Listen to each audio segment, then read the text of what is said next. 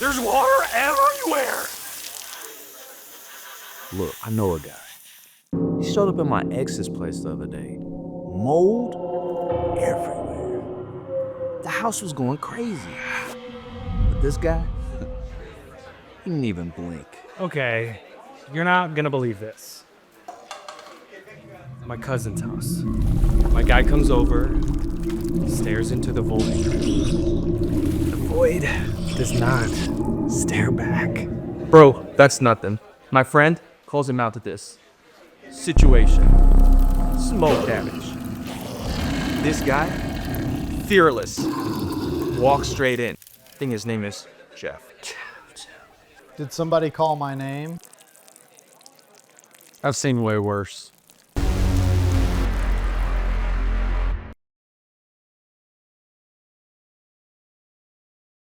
I'm Cory Montero, CCO at Arrows Up. I'm Doug Wicker, Director of Video Production at Arrows Up. And this is the behind the scenes of NWA. This This video comes from a entire campaign that we're putting together for NWA Restore-It. And it is based off the idea that everyone in Northwest Arkansas knows who Jeff is. And if you don't, you're kind of not in the in crowd. So it kind of asks this question to people seeing it for the first time. Do I actually know who Jeff is? And so this video is kind of the first jumping off point into that entire campaign to set the basis of like setting up Jeff as a kind of this hero character that is in these kind of larger than life fantasy situations. So what we want to do is we want to take and elevate Jeff as a character and as a persona. You know, hyperbolic representation of Jeff's traits. Like Jeff is a perfectionist. He is very, very knowledgeable about his career, and he's a very fun guy to be around. So he completely gets the material, and we're having fun with him being so professional that he's unfazed by these fantastical things that are happening around him. And so that was kind of the pitch. Is like, we have entry level. Everybody knows Jeff, but then there's the secondary wave of like everyone's interpretation of Jeff as being a hero in their own story. And so the idea behind the video is that we're just building Jeff up into this like mythical Joseph Campbell sort of character. But it is one of those things that one of the tricks that, I pull for, it's like shooting him in a cinematic way. So we shot on anamorphic lenses, old Westerns and stuff. That was the special effect on those. Like they would just go out to the horizon, throw in these wide lenses and just shoot these magnificent vistas, and that would do most of the heavy lifting, and then all of a sudden your Clint Eastwood looked larger than life, even though he's just in a desert. So we put together the mood board, and one of the things that Cory and I mean, we went through so many variations. I think we had several different takes of it before we landed on what we could do within the budget. Ultimately, we settled on the idea of like a party where these guys are trying to one-up each other. Then the topic turns to Jeff because the homeowner has an absolute bonkers, chaotic water damage issue. Like getting a location that could serve multiple purposes, and in theory, we shoot it in a way that you can't tell that it's the same location throughout the project. We just kind of cherry-picked our favorite moments. We looked at several options before we settled on this one, but this one, it was like ready to go. Like you just walk in, you didn't have to do much at all. The actual location that we picked out was, I think, not necessarily abandoned, but inherited and then purposely kept the way it was because the people that now own it are also in film and production. And so they were like, this would make a perfect set.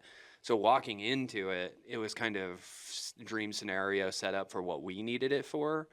And I think Jeff walking into it for the first time could see that, yeah, this place definitely has mold and could use some restoration. There's a lot of stuff about that first location, the one that we used predominantly for the fantasy sequences, that we were able to cut a lot of corners and just use natural light or almost no light at all. We knew that there was 3 monsters essentially that we were showing, and the one that's kind of the most scary, not in terms of it being frightening as a monster, but frightening from a VFX standpoint, is the tentacle down in the cellar with the flooded water essentially. And it was like we couldn't actually flood the basement with water, so we had to kind of recreate the reflections and the environment as if water was actually there. And so I think the Mylar was like $9 for a pack of it, and I had these metal rods that I put underneath it and kind of like waved it around underneath the Mylar to kind of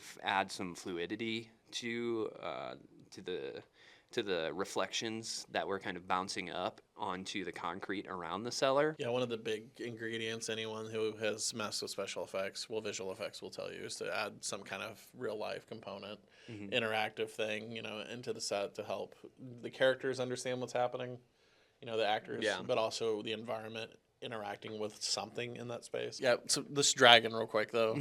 Okay, so we had this idea for a dragon. We're just going to take a huge cardboard box. Down in the corner, I'm going to carve eye slots out with a pocket knife. And then we'll just blast orange light through the eyes, hide it in the shadows, and then maybe we can, figure out something. The eyes were initially, I think, going to work because they were going to be pretty far into the background. We were going to shoot into a garage at night, but timelines unexpectedly shifted. And so location changed, too. And location changed a little bit. And so we had to pivot and shoot in the basement. So now suddenly the dragon goes from being this kind of background element to being this middle ground, foreground element that you're going to probably see some detail of this thing. And so I was like, we had a whole bunch of cardboard from Amazon boxes, guitar boxes, all of this stuff. And so I started looking at the pieces I had, and I found this one piece that was kind of triangular shaped, and I was like, this is perfect for the skeletal foundation of this thing.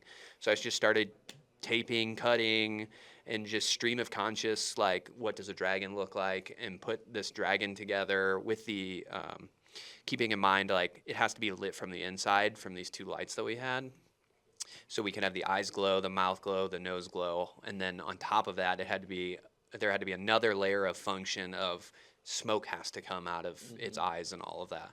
So this whole time I'm building this thing and I'm kind of balancing form and function with it, and I get the cardboard layout done, and I'm like, cool, we just need black spray paint. And I'm looking at it, and I'm like, this thing looks like Minecraft block dragon thing. It needs more texture and more organic form, not straight rigid lines through it.